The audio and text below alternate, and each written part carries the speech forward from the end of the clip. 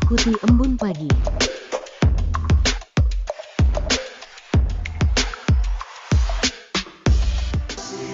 Kasih-Nya setiap hari seperti embun pagi, sejukkan hati. Ucapkan syukur, Tuhan Yesus baik. Biar kita tabur perkataan yang baik. Tuhan sediakan kebutuhanku, Dia akan cukupkan semua yang ku perlu. Dia sembuhkan semua sakitku, berikan damai sejahtera yang lampaui akalku. Tuhan buka jalan, pimpin semua langkahku. Dia tiang awan dan tiang apiku. Nehemia 1 ayat 1 sampai 11.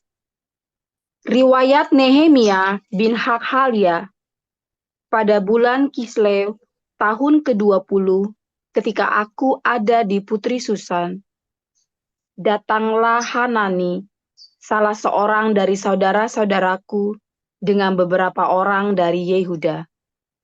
Aku menanyakan mereka tentang orang-orang Yahudi yang terluput, yang terhindar dari penawanan, dan tentang Yerusalem. Kata mereka kepadaku, orang-orang yang masih tinggal di daerah sana, yang terhindar dari penawanan, ada dalam kesukaran besar dan dalam keadaan tercela. Tembok Yerusalem telah terbongkar, dan pintu-pintu gerbangnya telah terbakar. Ketika aku dengar berita ini, duduklah aku menangis dan berkabung selama beberapa hari. Aku berpuasa dan berdoa ke hadirat Allah semesta langit. Kataku, ya Tuhan, Allah semesta langit, Allah yang maha besar dan dahsyat, yang berpegang pada perjanjian dan kasih setianya terhadap orang yang kasih kepadanya dan tetap mengikuti perintah-perintahnya. Berilah telingamu dan bukalah matamu, dan dengarkanlah doa hamba-Mu yang sekarang kupanjatkan ke hadirat-Mu, siang dan malam, bagi orang Israel, hamba-hamba-Mu itu, dengan mengaku segala dosa yang kami orang Israel telah lakukan terhadap-Mu. Juga aku dan kaum keluargaku telah berbuat dosa. Kami telah sangat bersalah terhadap-Mu dan tidak mengikuti perintah-perintah, ketetapan-ketetapan, dan peraturan-peraturan yang telah Kau perintahkan kepada Musa, hamba-Mu itu. Ingatlah akan firman yang Kau pesan kepada Musa, hamba-Mu itu, yakni, bila kamu berubah setia, kamu akan kucerai-beraikan di antara bangsa-bangsa. Tetapi, bila kamu berbalik kepadaku, dan tetap mengikuti perintah-perintahku, serta melakukannya, maka sekalipun orang-orang buanganmu ada di ujung langit, akan kukumpulkan mereka kembali, dan kubawa ke tempat yang telah kupilih, untuk membuat namaku diam di sana. Bukankah mereka ini hamba-hamba-Mu dan umat-Mu yang telah Kau bebaskan dengan kekuatan-Mu yang besar dan dengan tangan-Mu yang kuat? Ya Tuhan, berilah telinga kepada doa hamba-Mu ini, dan kepada doa hamba-hamba-Mu yang rela takut akan nama-Mu, dan biarlah hamba-Mu berhasil hari ini, dan mendapat belas kasihan, dari orang ini. Ketika itu, aku ini juru minuman raja. Matius 23 ayat 1 sampai 39. Maka berkatalah Yesus kepada orang banyak dan kepada murid-muridnya, katanya, ahli-ahli Taurat dan orang-orang Farisi telah menduduki kursi Musa. Sebab itu turutilah dan lakukanlah segala sesuatu yang mereka ajarkan kepadamu, tetapi janganlah kamu turuti perbuatan-perbuatan mereka. Karena mereka mengajarkannya tetapi tidak melakukannya. Mereka mengikat beban-beban berat, lalu meletakkannya di atas bahu orang. Tetapi mereka sendiri tidak mau menyentuhnya. Semua pekerjaan yang mereka lakukan hanya dimaksud supaya dilihat orang. Mereka memakai tali sembahyang yang lebar dan jubah yang panjang. Mereka suka duduk di tempat terhormat dalam perjamuan dan di tempat terdepan di rumah ibadat. Mereka suka menerima penghormatan di pasar dan suka dipanggil rabi. Tetapi kamu, janganlah kamu disebut rabi, karena hanya satu rabimu dan kamu semua adalah saudara. Dan janganlah kamu menyebut siapapun bapa di bumi ini, karena hanya satu bapamu, yaitu Dia yang di surga. Janganlah pula kamu disebut pemimpin, karena hanya satu pemimpinmu, yaitu Mesias. Barang siapa terbesar di antara kamu, hendaklah ia menjadi pelayanmu. Dan barang siapa meninggikan diri, ia akan direndahkan. Dan barang siapa merendahkan diri, ia akan ditinggikan. Celakalah kamu, hai ahli-ahli Taurat dan orang-orang Farisi, hai kamu orang-orang munafik, karena kamu menutup pintu-pintu kerajaan surga di depan orang. Sebab kamu sendiri tidak masuk, dan kamu merintangi mereka yang berusaha untuk masuk. Celakalah kamu, hai ahli-ahli Taurat dan orang-orang Farisi, hai kamu orang-orang munafik, sebab kamu menelan rumah janda-janda, sedang kamu mengelabui mata orang dengan doa dan yang panjang-panjang. Sebab itu kamu pasti akan menerima hukuman lebih berat. Celakalah kamu, hai ahli-ahli Taurat dan orang-orang Farisi, hai kamu orang-orang munafik, sebab kamu mengarungi lautan dan menjelajah daratan untuk mentobatkan satu orang saja menjadi penganut agamamu, dan sesudah ia bertobat, kamu menjadikan dia orang neraka yang 2 kali lebih kejam daripada kamu sendiri. Celakalah kamu, hai pemimpin-pemimpin buta yang berkata, bersumpah demi bait suci, sumpah itu tidak sah. Tetapi bersumpah demi emas bait suci, sumpah itu mengikat. Hai kamu orang-orang bodoh dan orang-orang buta, apakah yang lebih penting, emas atau bait suci yang menguduskan emas itu? Bersumpah demi mezbah, sumpah itu tidak sah. Tetapi bersumpah demi persembahan yang ada di atasnya, sumpah itu mengikat. Hai kamu orang-orang buta, apakah yang lebih penting, persembahan atau mezbah yang menguduskan persembahan itu? Karena itu barang siapa bersumpah demi mezbah, ia bersumpah demi mezbah dan juga demi segala sesuatu yang terletak di atasnya. Dan barang siapa bersumpah demi bait suci, ia bersumpah demi bait suci dan juga demi Dia yang diam di situ. Dan barang siapa bersumpah demi surga, ia bersumpah demi tahta Allah dan juga demi Dia yang bersemayam di atasnya. Celakalah kamu, hai ahli-ahli Taurat dan orang-orang Farisi, hai kamu orang-orang munafik, sebab persepuluhan dari selasih, adas, manis, dan jintan kamu bayar. Tetapi yang terpenting dalam hukum Taurat kamu abaikan, yaitu keadilan dan belas kasihan dan kesetiaan. Yang satu harus dilakukan dan yang lain jangan diabaikan. Hai kamu pemimpin-pemimpin buta, nyamuk kamu tapiskan dari dalam minumanmu, tetapi unta yang di dalamnya kamu telan.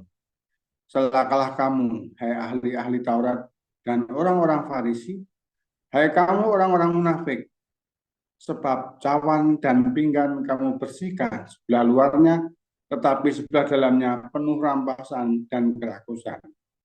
Hai orang Farisi yang buta, bersihkanlah dahulu sebelah dalam cawan itu, maka sebelah luarnya juga akan bersih. Celakalah kamu, hai ahli-ahli Taurat dan orang-orang Farisi, hai kamu orang-orang munafik, sebab kamu sama seperti kuburan yang dilapur putih, yang sebelah luarnya memang bersih tampaknya, tetapi yang sebelah dalamnya penuh tulang belulang dan berbagai jenis kotoran. Demikian jugalah kamu, di sebelah luar kamu tampaknya benar di mata orang, tetapi di sebelah dalam kamu penuh kemunafikan dan kedurjanaan.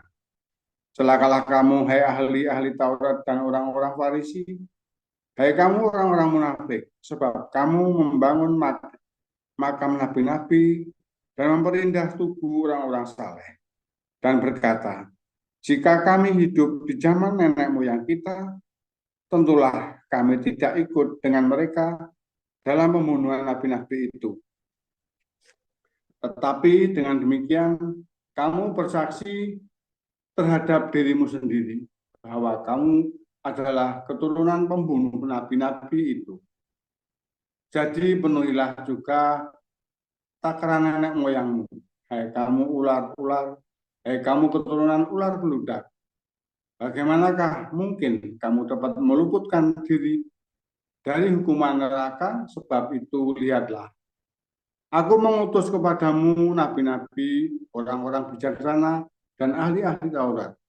Separuh di antara mereka akan kamu bunuh dan kamu salibkan, yang lain akan kamu sesah di rumah-rumah ibadatmu dan kamu aniaya dari kota ke kota, supaya kamu menanggung akibat penumpahan darah orang yang tidak bersalah, mulai dari Habel, orang benar itu, sampai kepada Zakaria, anak Berekhya, yang kamu bunuh di antara tempat kudus dan mezbah.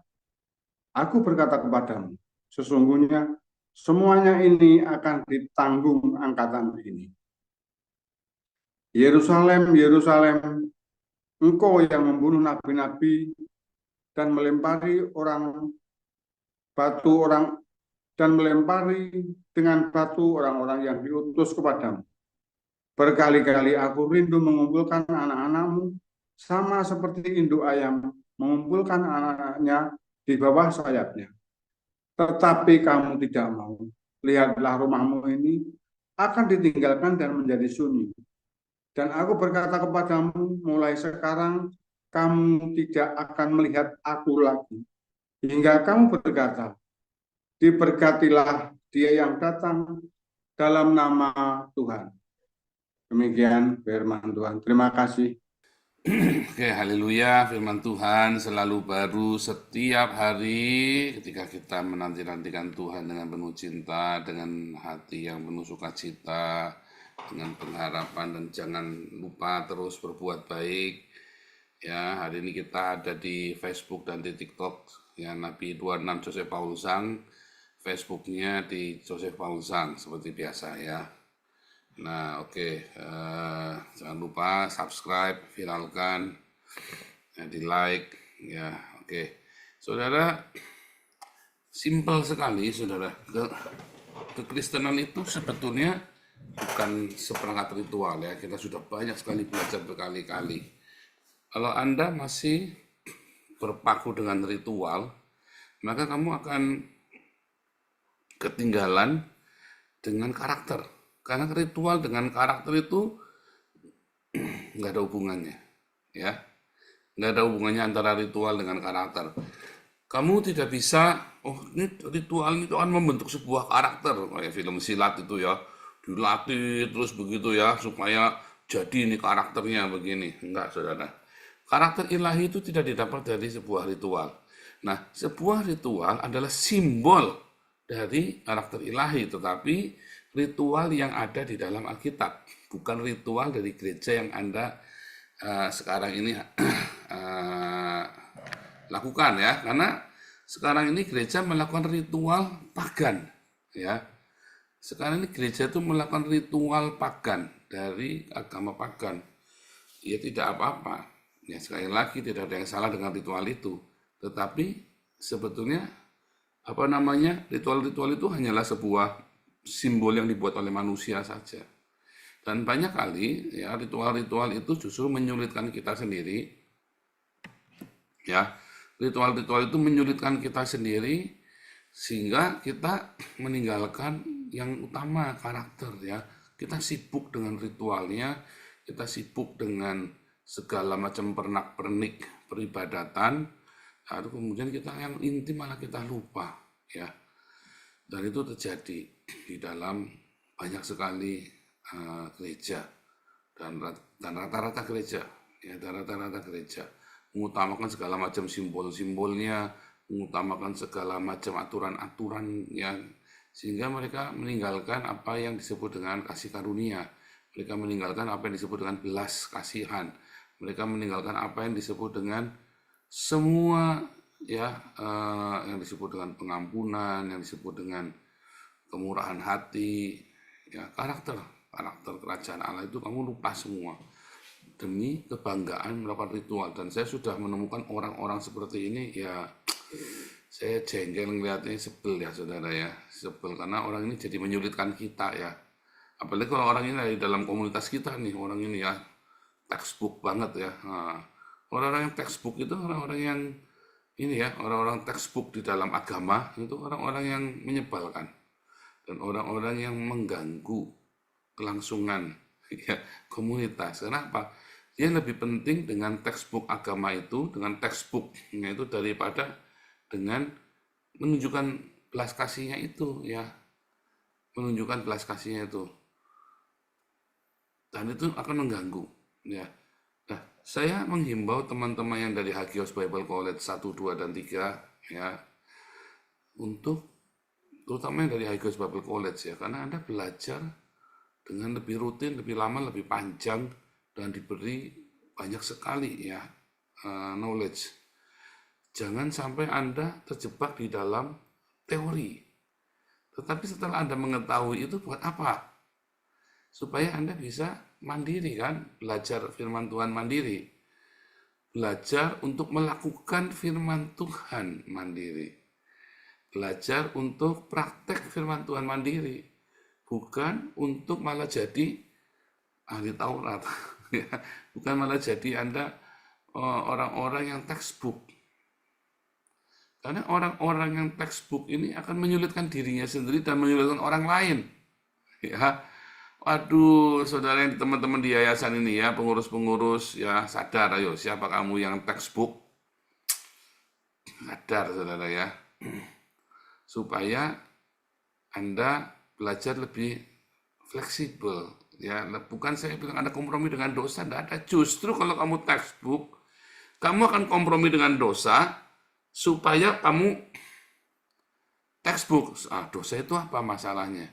Nah itu, dosa itu adalah ketika tidak ada cinta. Dosa itu bukan melanggar peraturan, saudara ya. Dosa itu bukan kamu melanggar hukum 1, 2, 3, bukan, saudara, bukan melanggar textbook. Ya, banyak orang masih berpikir dosa itu adalah melanggar textbook. Dosa itu adalah ketika kamu jalanin textbook tanpa cinta. Kamu menjalankan aturan tanpa cinta. Itu dosa, saudara. Keluarga-keluarga yang banyak aturan dan kamu tidak mengutamakan cinta daripada aturan, anakmu menderita loh. Istrimu menderita. Setiap anggota keluarga menderita. Kamu bikin aturan tanpa cinta, tanpa kompromi, sehingga orang nggak tahu mengapa, bahkan orang tidak tahu mengapa peraturan itu dibikin. Pokoknya yang tidak sesuai aturan, kamu tidak boleh masuk rumah, misalnya ya. Menderita, saudara ya. Beneran ya, ini pengalaman lagi keluarga saya, ini papi saya, saudara ya. Papi saya itu punya peraturan. Saya tahu sekarang bahwa tujuannya baik. Kalau pulang rumah, ya kalau pergi, saya sudah nyampe rumah pulang sekolah, maka harus pamit. Nah, suatu hari saya malam-malam diajak perpisahan di sekolah lain. ya, oleh tetangga kita, bukan sekolah saya. Terus ya saya seneng, terus saya pamitan, papi saya lagi mandi, mami saya lagi belum pulang, ya. Jadi saya langsung pamitan, papi saya nggak dengar, ya kan. Lalu saya pergi, pulangnya jam 1 pagi, saudara. Wah, namanya perpisahan sekolah kan pulang jam 1 pagi. Saya waktu itu masih SD kelas 3. Tapi ikut perpisahan SMP karena teman saya anak-anak kampung itu sudah SMP semua ya, saudara ya. SMP kelas 3 teman-teman saya. Jadi saya datang ke sana, pulang jam 1 pagi, kelas 3 SD itu ya saya. Saya nggak boleh masuk rumah, saudara ya. Papi saya begitu marah, saudara ya. Dan saya tidak tahu mengapa papi saya marah waktu itu. Saya tidak boleh masuk rumah sampai jam 3 pagi, saudara. Saya di depan itu gatelnya minta ampun tuh di depan rumah itu ya, dirubung nyamuk itu. Waduh, itu ya ngeri sekali.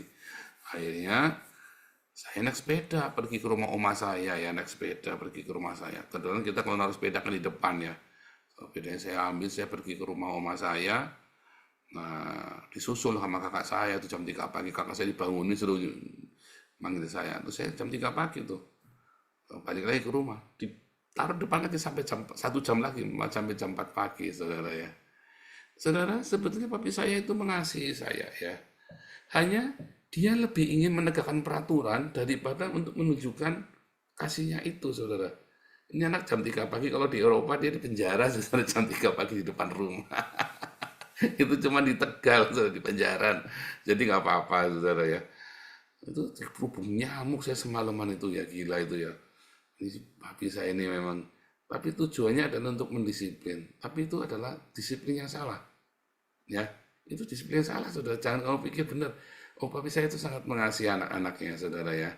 Tetapi itu disiplin yang salah. Kamu pikir kamu mengasihi, saudara. Kamu mengatasnamakan cinta, kamu bikin peraturan yang begitu membabi buta. Hati-hati dengan peraturan-peraturan yang kamu bikin di rumah. Hei orang tua, papa, mama.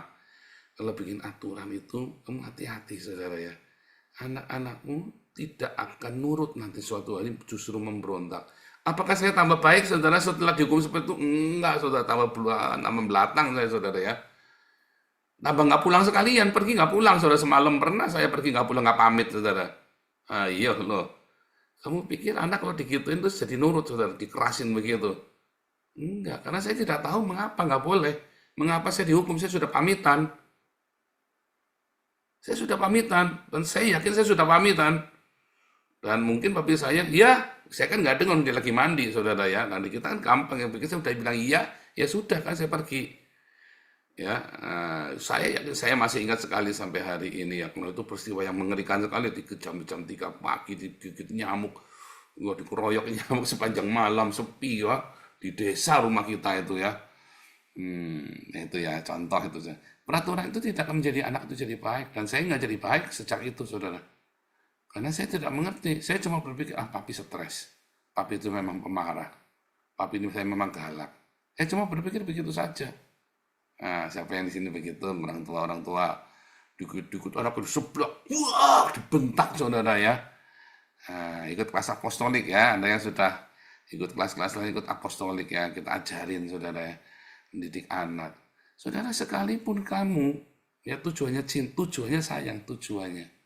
Tapi kamu ya sebetulnya membuat aturan itu, dan saya tahu hari ini, saya tahu yakin sekali ayah saya membuat aturan itu, menghukum saya itu karena dia emosinya, egonya kena, saudara. Ini anak kurang ngajar, nggak hormat sama orang tua, pergi nggak bilang, meremehkan aturan rumah kita. Nah gitu, saudara ya. Padahal saya nggak meremehkan. Saya ingat sekali, saya izin, saya sudah bilang kakak saya sudah bilang ayah saya. Lalu saya pergi. Jadi kita pulang jam 1, tenang-tenang saja saya. Ketika dimarahin, saya bingung kenapa dimarahin. Ya, saudara ya. Nah, aturan-aturan yang begitu mengerikan itu terjadi ya. Nah, dan kita saya nggak tambah benar. Ya, mungkin cuma saya, atau mungkin Anda beda, tapi buat saya itu nggak tambah benar. Buat Saya didik anak saya nggak seperti itu, saudara. Saya tidak mendidik anak saya dengan peraturan yang kejam, yang cuder, nggak yang begitu. Saya selalu beri apa, saudara? Saya selalu beri aksi konsekuensi. Ya, dan kita ada batasnya. Kita tahu, ya sampai simpel, kita tahu anak ini ngerti apa enggak ketika kita kasih aturan itu. Ya, dan bolak-balik saya ngomong, saya ingatkan, istri saya mengingatkan. Puji syukur kepada Tuhan Yesus ya, anak-anak ini ya baik ya saudara ya. Kita ajari prihatin. Pendidikan anak tidak bisa kamu ngasih 1, 2, 3, 4, 5. Nggak bisa begitu saudara. Nggak bisa. Kamu satu-satu dikasih tahu dasarnya dulu. Kamu tunjukkan teladan. Setiap kali kamu pergi dari rumah, kamu bilang sama istrimu atau sama suamimu atau sama anakmu, aku pergi dulu ya, mau ke sini. Setiap kali duduk sama-sama, nih kalau mau pergi dari rumah selalu bilang ya, kalau ada apa-apa, hilang apa, kita nggak nyariin, tinggalin nomor telepon, ya kasih send location, live location nyala. Jadi kalau ada apa-apa kita nggak cemas. Kalau kamu pulang terlambat, lu mesti itu dalam kondisi normal kita selalu kasih tahu. Bukan tiba-tiba kasih aturan 1, 2, 3, membabi buta saudara. Yang penting ini aturannya begini, nggak bisa kamu begitu. Cinta itu ya memberikan sebuah room of error, ya nggak saklek saudara. Dari latihan-latihan itu, dari room of error, dari tiap hari kita berkomunikasi, maka suatu hari kan jadi sebuah disiplin. Makin anak ini dewasa, kita bilang jangan ya, bener-bener jangan ya, bener-bener ya, ingat ya, jangan ya, wanti-wanti, hati-hati ya. Nah gitu saudara, karena misalnya ada satu bahaya atau apa ya, atau zaman perang, atau Anda lagi di Jakarta ini lagi chaos, jangan keluar malam ya. Ingat-ingat saudara, jangan keluar malam di Jakarta saudara, ini bisa tiba-tiba ruwet ini saudara ya. Kalau Anda tidak keluar, nggak ada perlunya itu nggak usah keluar. Nah itulah saudara ya. Nah para pemuka agama ini memberikan aturan 1, 2, 3, 4, 5 yang banyak. Memang apa? Karena manusia senang. Ya, nah ini dia nih perbedaannya. Di rumah, kamu nggak suka tuh ngikutin aturan 1, 2, 3, 4, 5. Begitu kamu masuk gereja, masuk masjid, masuk wihara, masuk kuil, kamu senang kalau ada peraturan 1, 2, 3, 4, 5 dan kamu berhasil melakukannya. Ayo, ya kan? Mengapa manusia suka dengan ritual? Karena kalau dia sempurna di dalam ritual, kalau dia sudah melakukannya dengan sempurna, dia merasa sudah dekat sama Tuhan. Dan pemuka agama tahu, pendeta tahu, saya tahu. Kemudian kami memanipulasi Anda. Saya bikin 1, 2, 3, 4, 5. Kalau kamu sudah melakukan Tuhan lega. Kalau belum, kasih uang. Bagaimana kasih uangnya? Kamu harus persembahkan. Persembahan tatangan. Persembahan sulung sama Tuhan. Ritual kita tidak sempurna. Tapi korban yang membuat hati kita, apa yang paling kita cintai? Uang. Wah, dan segala macam bujuk rayu. Tiba-tiba uang dari kantongnya Pak Murji pindah ke kantong saya. Ya, itu saudara. Dan kami manipulasi Anda seperti itu. Karena Anda suka ritual. Karena Anda suka tantangan kan? Suka tantangan. Padahal di rumah kamu tidak suka ikut aturan. Nah itulah. Di sekolah kamu nggak suka ikut aturan. Mana ada. Dari ini berapa orang nih? Dari 100, ini hari ini ada, kok cuma 144 tumben. Biasanya 180. Dari 154 orang di sini nih. Ya, saya yakin yang di sekolah nurut aturan paling nggak lebih dari 10. Termasuk saya tidak. Pak Krumen itu bolosan, tanya yang bolosan, dia madol dia. Bolos sama pacarnya saudara, limpe saudara mau pacaran. Sekolah nggak mau ikut aturan saya juara terus, tapi saya nggak pernah ikut aturan sekolah, saya juara terus saudara, apalagi SMP ya. Saya di sekolah negeri kan, saya di sekolah negeri, kalau di Pius saingannya banyak berat-berat. Kalau di SMP negeri saya ya, SMP saya minimum saya pasti juara 3, ranking 3, pasti selalu ya. Bolosan saya saudara, gila ya, bolos saya. Kalau sekolah bolos terus bisa juara, gimana kalau udah bolos saudara? Kalau enggak bolos nggak bakal juara saya. Justru karena bolos, Setiap kali mau tes saya deg-degan, saya panik saudara ya. Jadi saya belajarin nemen ya. Kalau nggak bolos ya santai-santai malah nggak juara. Ya aneh memang begitu. Tapi begitu masuk ke gereja, saudara saya, saya nurut semua aturan di gereja, tak turuti. Bahkan orang saya ngeliat orang sembahyang goyang-goyang begini, tak turuti goyang-goyang. Wow, nangis-nangis gemboran, saya ikutin gemboran, saudara. Tak ikutin, saudara. Terus begitu saya sudah, Pak Pendeta gitu, saya lihat orang itu, saya sudah, ilmunya udah hampir sama nih. Ya goblok, goblok, saudara. Ya, itu ya agama. Akhirnya saya belajar, saudara. Dan kalau kamu tidak mengerti yang gituan ya, saudara, kamu akan ditipu sama pendetamu, oleh alim ulamamu, ustadzmu, oleh para imammu, saudara. Oleh para biksumu, kamu ditipu nanti. Kalau kamu suka dengan ritual begituan. Ya, terus aturan-aturan itu begitu keras ya. Kalau saya simpel, saudara. Kalau kamu jemaat, kamu mau datang, mau enggak apa-apa. Tapi kalau kamu aktivis, kamu adalah komitmen dengan kita. Kayak orang sekolah, kamu harus datang. Udah simpel itu, 75% kehadiran. Simpel, saudara ya. Kenapa? Karena itu melatih disiplin. Udah cuman itu saja. Ritual bukan. Datang. Kenapa? Datang untuk belajar, untuk dengar. Sama-sama belajar disiplin, hadir. Itu penting, saudara ya. Kedisiplinan hadir itu penting. Ya, saya dulu doa pagi, ya saya sudah tahu tentang ritual itu. Tapi doa pagi kenapa saya rajin? Disiplin, ya, karena saling support. Jemaat lihat kalau aktivisnya, ya pengurusnya nggak datang, nah repot, saudara, ya kan? Jemaatnya yang lagi mengharapkan Tuhan nggak bisa datang, misalnya begitu ya. Jadi kalau ada ya, tapi memang kita ini kan memang dimulai dari tidak ada aturan sama sekali, lalu kita bikin SOP pelan-pelan, ya. Jadi nggak bisa dipaksa juga, ya. Ini Pak Stephen malah nggak pernah ikut doa pagi, ya kan? Tapi dia dengarkan di YouTube ya, nah, makanya dia tahu saya hari ini khotbah apa, dia ngerti, ya. Bu Mantu segala macam itu saya khotbah apa hari ini, beliau ngerti, saudara ya. Pak Harto segala macam itu ngerti hari ini khotbah apa. Tadi pagi tahu Pak, waktu khotbah begini, menurut saya kurang pas Pak, ada yang begini, ada yang begini. Loh, berarti dengarkan Pak? Iya, dengarkan, saya ngikutin Pak, cuma saya bangunnya kesiangan tadi. Misalnya begitu ya, saya dengarkannya di YouTube, misalnya begitu ya, saudara ya. Tapi kalau diusahakan semua aktivis harus masuk, ya. Nah, kita balik lagi, saudara. Nah, makanya ya, sebuah komunitas itu hancur. Kelihatannya ada aturannya, tapi nggak ada kualitasnya. Karena lebih mengutamakan ritual, lebih mengutamakan aturan-aturan, lebih mengutamakan semua textbooknya itu. Kelihatannya, datang tertib, saudara ya, tapi hancur kosong. Nah, di komunitas kita masih ada yang begitu, masalahnya textbook. Kelihatannya textbook, tapi kosong, saudara. Karakternya, buahnya. Itu hati-hati, saudara. Yang tahunya Anda. Tetapi kalau kelewatan, ya kita juga ngerasain, kita terganggu ya. Orang-orang yang sangat ritual sekali. Oh, di komunitas kita, di tenda juga ada yang ritual banget ya. Akhirnya bentrokan sama kita. Saya bilang, aduh, kamu jangan terlalu. Ya dulu pernah ada orang cewek Belanda ya. Aturannya teman saudara. Saya bilang, jangan. Mereka itu orang-orang berdosa. Kamu kasih begitu.